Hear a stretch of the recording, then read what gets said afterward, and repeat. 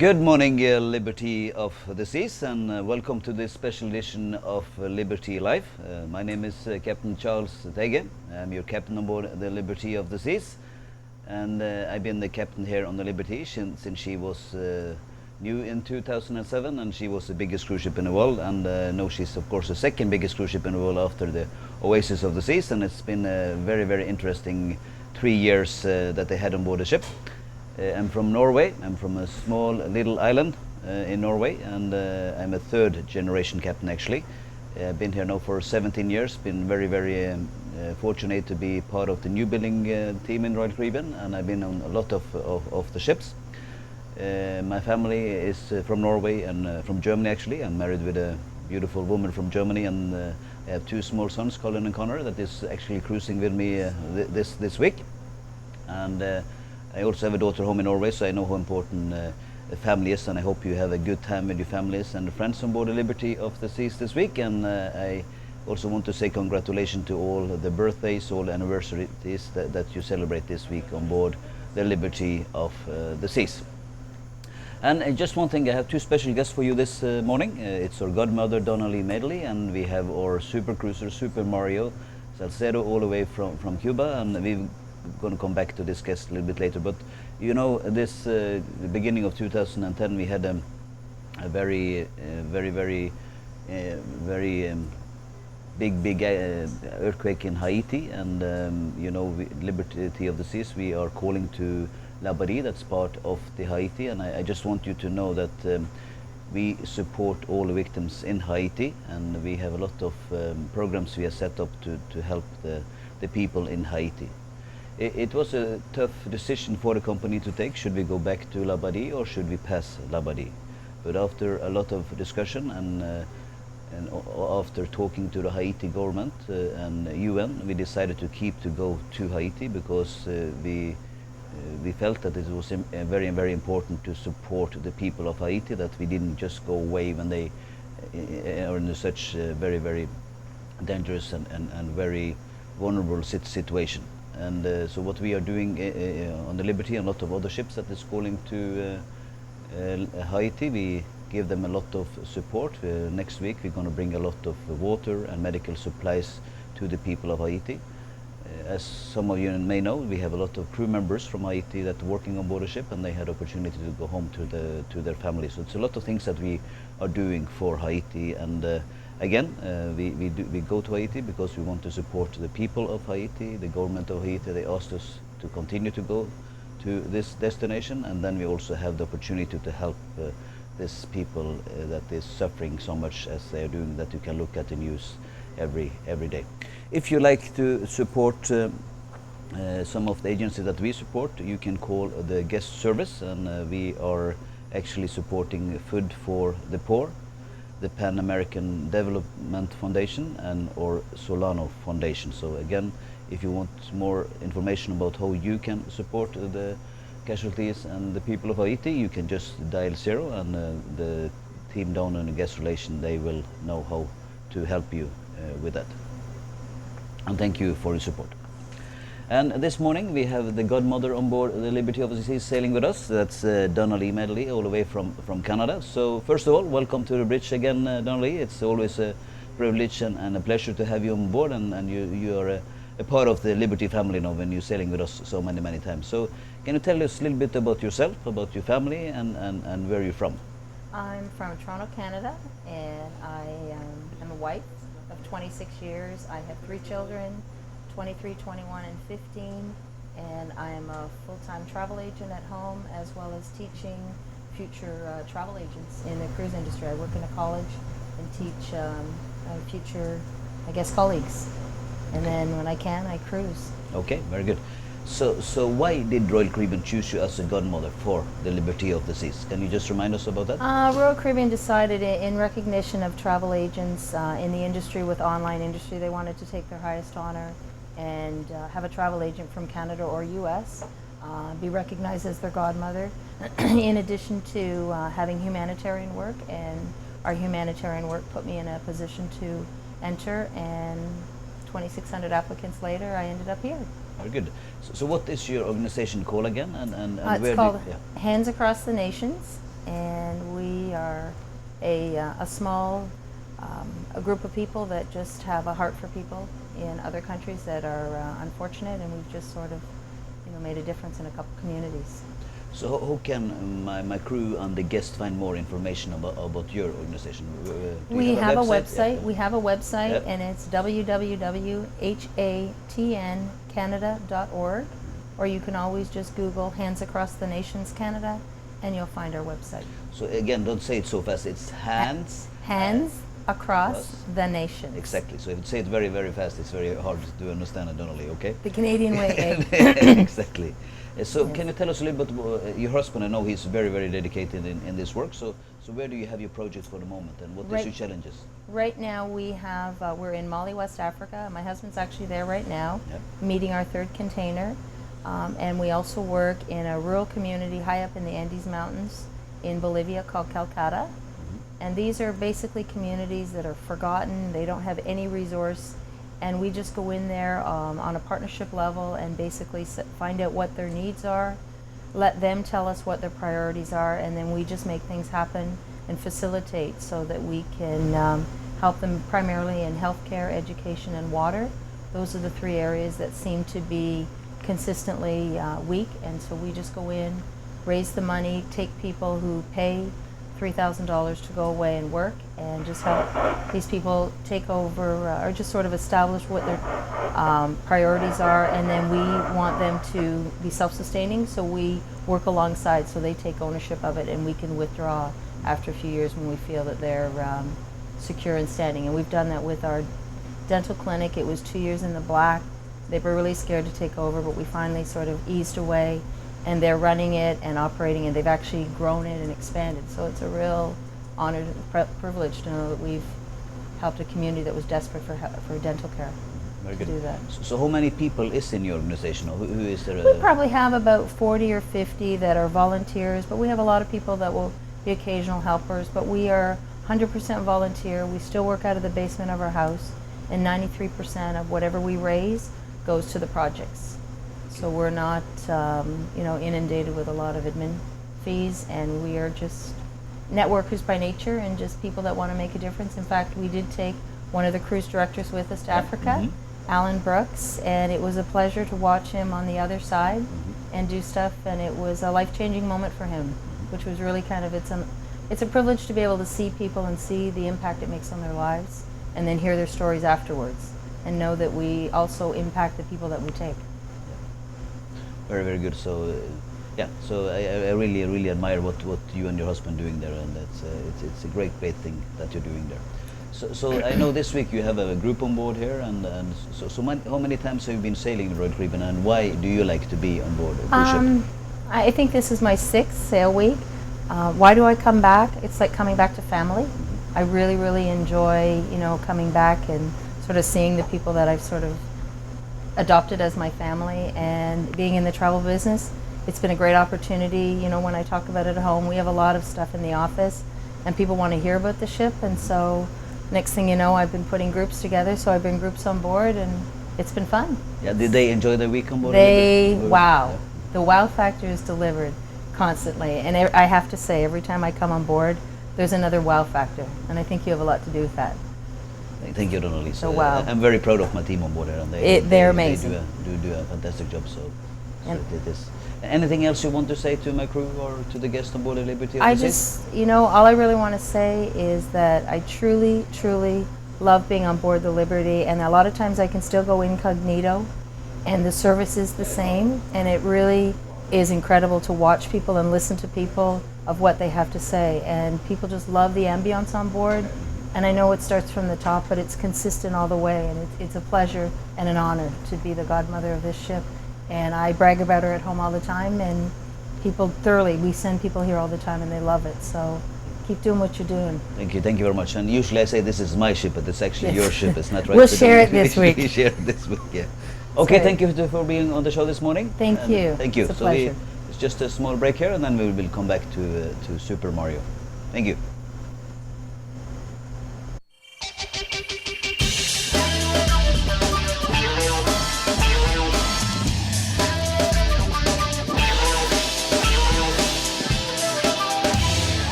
Hey, good morning again, Liberty of the Seas, and we are back with the second segment on Liberty Life this morning. And in the hot seat now we have Mario Celesso, Super Mario, we call him on board the Liberty of the Seas, and he actually have a few cruises on board the Liberty of the Seas. So Mario, first of all, how many cruises do you have with the Royal Caribbean at this time?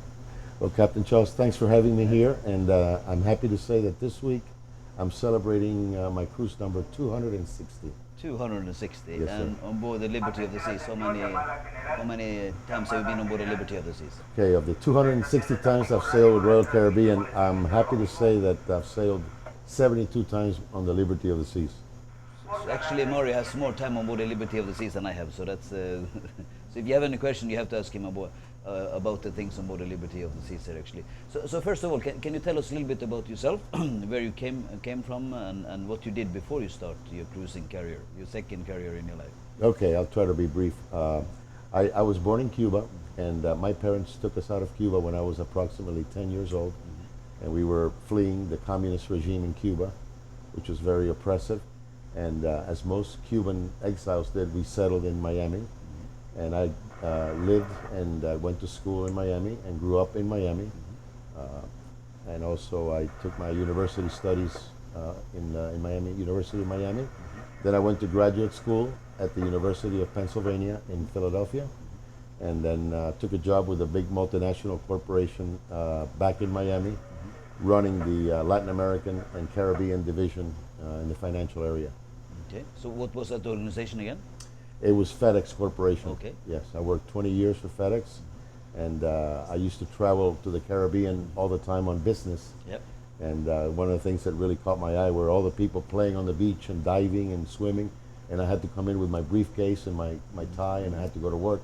So that started to get to me after a while, and I said, I'm going to change that eventually. So before we go further, I just want to come back to Cuba a little bit, and I know that your father has some. He was caught by the Cuban, isn't that right? Can you tell us a little bit about that? How he managed to get out from Cuba? Yeah, my father was a lawyer, a corporate lawyer in Cuba, and he had ties to the prior government, the Batista government. When Castro took over the island in a coup, my father was caught and put in jail for being a so-called traitor to the revolution. Okay. He hadn't really done anything except just be him, practice his profession. And he was in jail for a couple of years, and the family was in Miami. My mother and my siblings and myself were in Miami, had no idea what had happened to my father. And finally he shows up one day in Miami.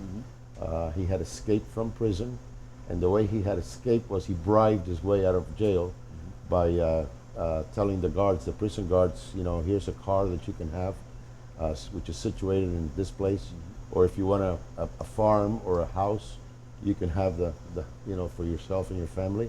So he was able to just bribe himself out of jail and escaped in a boat and arrived in Miami all of a sudden, and there he was. Yes. It's a very interesting story. I'm sure we could talk the whole show just about that. So before you started to sail in Royal Caribbean, I understand you went on some other cruise lines as well, isn't that right? So, and how did you end up with us that you became so loyal to Royal Caribbean? That's right. Well, again, to pick up where I left off, when I decided that I wanted to really have an enormous love of the ocean, having lived in Cuba on the beach and in Miami also on the beach, I developed a true passion for the ocean. And one of the things I wanted to do eventually was to go on a cruise ship and see how it felt. And so one day I did a cruise on the Majesty of the Seas. That was my first cruise on Royal Caribbean. And then I decided to sample all of the other cruise lines. So I went on all the other cruise lines and began to do a lot of cruising. And one day a new ship comes out, and the name of that ship is the Voyager of the Seas. And that ship just completely blew me away. It took my breath away because it had that big royal promenade and the ice skating, and it had many things that the other ships did not have. And when I sailed on the Voyager, I became true loyal to Royal. After that, I've never sailed anybody else after 1999. And your first captain there was Svein Petersen, isn't that right? Captain Svein Petersen was the captain at that time, and of course I was a nobody then. I was just had a few cruises, so I was incognito. Yeah, I think you and I also met the first time on the Voyager, isn't that right? If you fast forward about almost 7 or 8 years Yeah. later, Mhm. I had the pleasure of meeting you for the first time on the Voyager of the Seas. And Yeah, so that's and we had a lot of times together. For all new people that maybe this is their first cruise, why do you like to cruise, and what is a good advice to all the new joiners for a guest, if you can put it that way? right. Well, again, I love to cruise because I have this tremendous passion for the ocean. But on top of that, a cruise ship like this, like the Liberty of the Seas, offers you a whole array of amenities and places where you can actually enjoy yourself to the maximum. And so I like the cruise to be here, and I second what Donnalea said about the crew members, your crew members here on the Liberty. I consider them as family. Yeah. They treat me like with lots of love and attention, and so I enjoy being on the ship, and that's why I like to do all these cruises. So the three hot tips for the new cruisers, what do they need to look out for? Well, my recommendations for the new cruises would be, number one would be relax. You're on vacation. Don't worry about the little details of the, what happens. Just take it easy and take it all in, and be happy and relax. And the second thing is to actively participate in all of the activities that the cruise director has put together for us. Get out of your deck chair, close the book. Don't go to the internet cafe, and just disconnect completely and take advantage of everything that's available to us here. Good. So we have to come into your 5 Ds of cruising. So can you tell us what is your 5 D of cruising? Well, the 5 Ds is a way for me to explain to my friends in Miami why I'm so crazy about cruising. They don't understand why I keep cruising every other week, pretty much. And so I say to them, it's because of the 5 Ds. And they say, well, what is the 5 Ds? And I say, well, it's very simple. Dining, fine food, it's D number 1. Drinking, fine liquors, D number 2. Dancing in boleros, D number 3. D number 4 is diving in the Caribbean, right? And D number 5 is dames, ladies. You like to date, huh? That's good. That's good. And this week I was very fortunate to have met a very nice lady on the Liberty. She's from Montreal, Okay. and I'm having a great time with her this week. And we also have set up your own office on deck number 11, is that right? So where is the location of your office? Okay, well, I have to thank you for that. You were kind enough to give me my own little space. I'm not like the Godmother who has her portrait on deck 4, but you did give me a little space on deck 11 on the port side near the towel station, and there's a little plaque hanging over there with my name on it, and that place I consider to be my day office. So if anybody would like to come and visit with me and chat a little bit, I'm always available. I have an open door policy. Okay. Like everybody else said, that's good. So of course, Murray, we can tell a lot of stories, but maybe you can tell us about your diving story in St. Martin. What happened with you there one day? Yeah, well, one of the things I've really taken up in my life is once I started cruising, I started to dive. Yeah. And I went through all my diving instructions to the point where I became a master scuba diver. I have logged, since I started cruising, about 1,600 dives, mostly in the Caribbean. And one of my most interesting stories happened in St. Martin when I was diving in the island. And the boat was tied to the mooring where the dive site was located. And all of a sudden, out of nowhere, a huge windstorm appeared, came over the horizon, with winds over probably 80 miles an hour, and the surge went 60, 70 feet, something like that. And what happened was, it was all of a sudden, and the rope on the mooring completely snapped and went under the boat and got tied up in the propeller. So it disabled the boat, and with the wind and the surge, the boat began to just float freely, probably towards Cuba, a place I don't want to go yet. And so the crew did not know how to handle that because the boat had been disabled. And one of the dive instructors on the boat wanted to go under the boat to try to get the rope off the propeller. And I happened to have a little 6-inch knife with me. Okay. I don't know how it got past security, to be honest with you, but that's another We don't story. want to go into that story. We won't go into that story, but I gave him my 6-inch little blade. Yeah. He got under the boat, he put his tank on, got under the boat. I thought it was a very brave thing to do with that wind and that surge, and he managed to do surgery under the boat and got the rope snapped out of the propeller, cleaned it out, and the boat regained control again, and we were able to make it back to land. In the meantime, we had called the Coast Guard, the local Coast Guard in St. Martin, to see if they could rescue us, and apparently they had no interest in coming after the dive boat. They had other priorities. So fortunately, I was able to make it back to the ship on time, and that was the story. Okay, Mario, thank you for coming on the show this morning. It was a pleasure. And to all the guests on board the Liberty of the Seas, thank you for tuning in this morning. And again, I want to take this opportunity to say thank you for sailing on board with us this week. And again, I hope you had a good time with your friends, your family. And once again, congratulations with all your birthdays, all anniversary, whatever you celebrated on board the Liberty of the Seas. Thank you. Have a good day.